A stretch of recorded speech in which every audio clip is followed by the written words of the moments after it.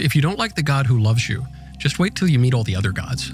Yes. Because everyone's got to worship something. The clip that we're about to watch features a conversation between Michael Knowles and Tucker Carlson. Michael Knowles shares his testimony of how he went from being an atheist to being a believer in God. And there's a few pieces inside of it that I think are really important because I think they're very relevant to the way that a lot of people think about God. So with all of that said, let's dive in. So how did you go? So you said that you were an atheist when you were at Yale, I guess? When I was 13. I was confirmed at 13 In the Catholic Church? in the Catholic Church. And before my confirmation, I told my mother, I said, I don't believe it. Christopher Hitchens, he's so smart. And, Richard Dawkins, and I'm really taken. You thought Richard Dawkins was smart? Listen, I was 13. Okay, come on. Sure. Come on.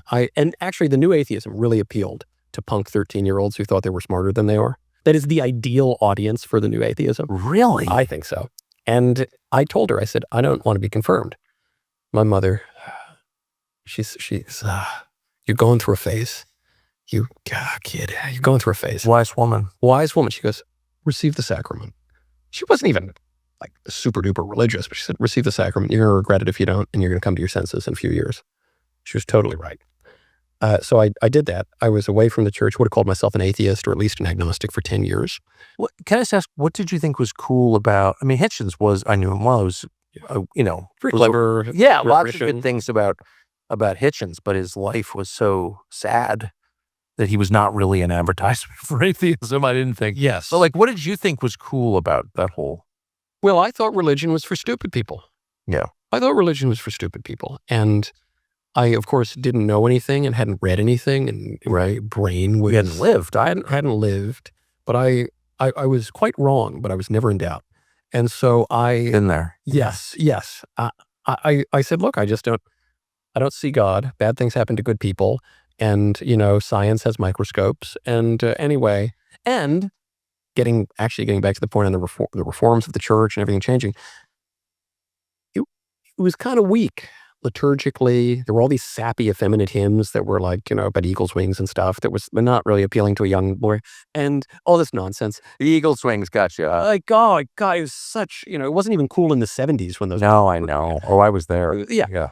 And so I said, well, look, it's just so obvious. Social proof. All the smart people are atheists. And then I get to college, and everyone's an atheist. And many people are much smarter than me at college.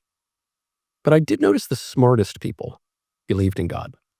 Really? Yes. At Yale? Yes. There weren't a ton of Muslims, though there were a couple, but across the board, the Muslims, the Jews, the Protestants, the Catholics were smarter. They seemed smarter. Maybe their IQs weren't even higher, but they just seemed more with it. They made better arguments than some stupid spaghetti monster nonsense from Christopher Hitchens.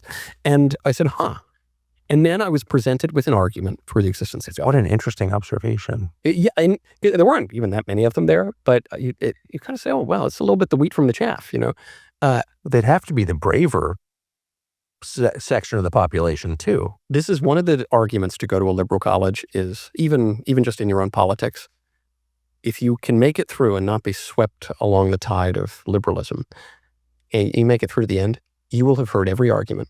You will have heard every refutation of everything you believe. You will either give up some of your beliefs, maybe some you should, or you will become much stronger in your beliefs, which is what happened to me. I left Yale much more right-wing than I went in, without question. And I'm not the only one. So I was presented with an argument from a guy who's smarter than me. And he said, you think God doesn't exist? What about the ontological argument? And I won't be tedious with but the argument is basically, God's the maximally great being. It's this definition.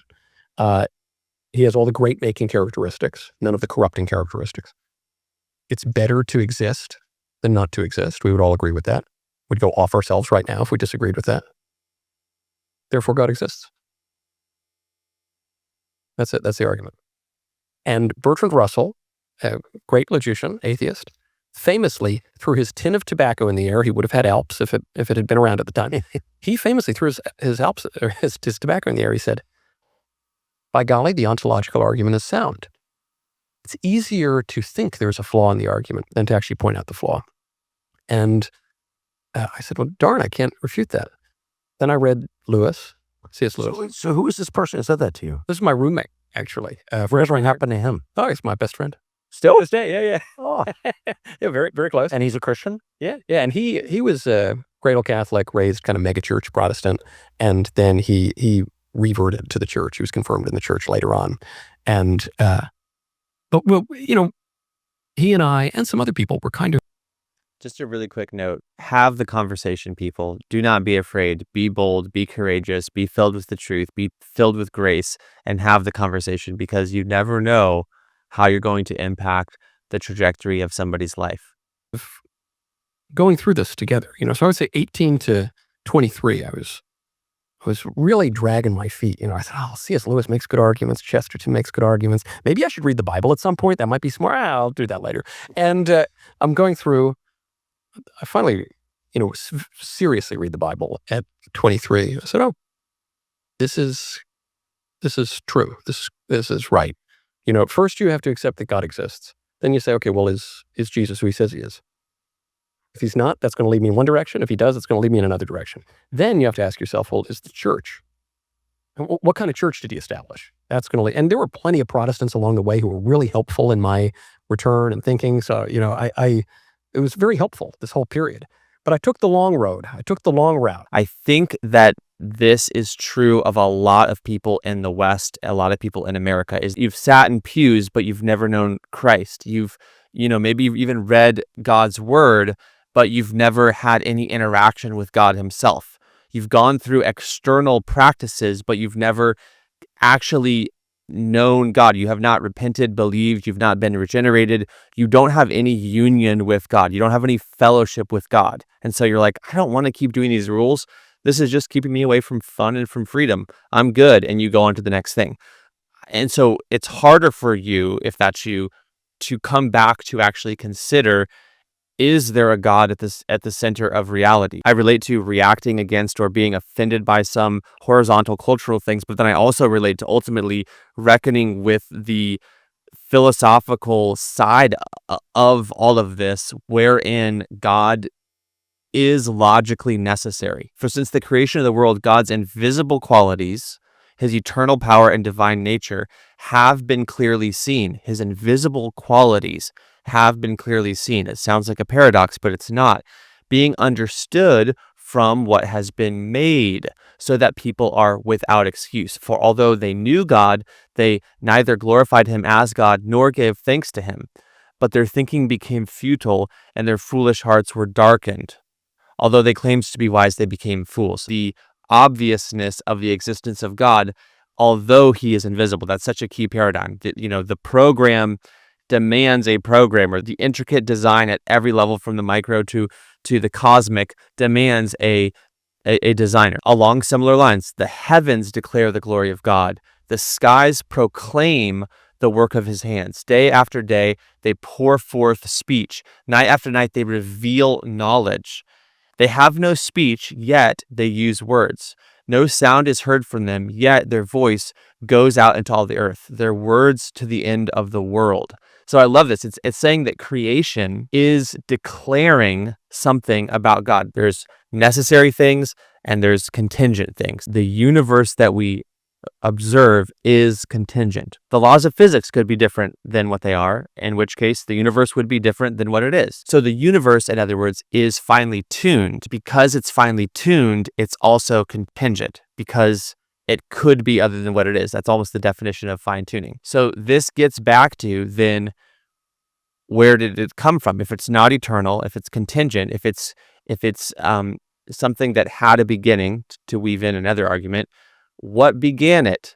What is the necessary thing that is upstream from it as a contingent thing? What is the thing that finally tuned it, in other words?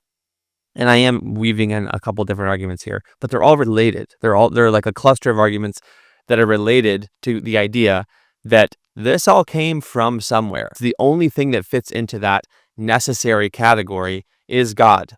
We've gone all the way back. And if you're going to say, well, the universal wave function, I think that's a necessary thing. No, wrong. The universal wave function could be other than what it is, or it could not be at all. It's not a primary thing. It's not a necessary thing. And that will be true of anything else that you put into that primary category where only God belongs. God is the only sufficient and necessary explanation for the universe itself. I hope that you will at least consider these things wherever you're at on the spectrum of faith and doubt, wherever you're at on the spectrum of belief and non-belief. You're always welcome here. I'm doing this channel because I have encountered God. I've interacted with God personally, and I, by His grace, continue to do so.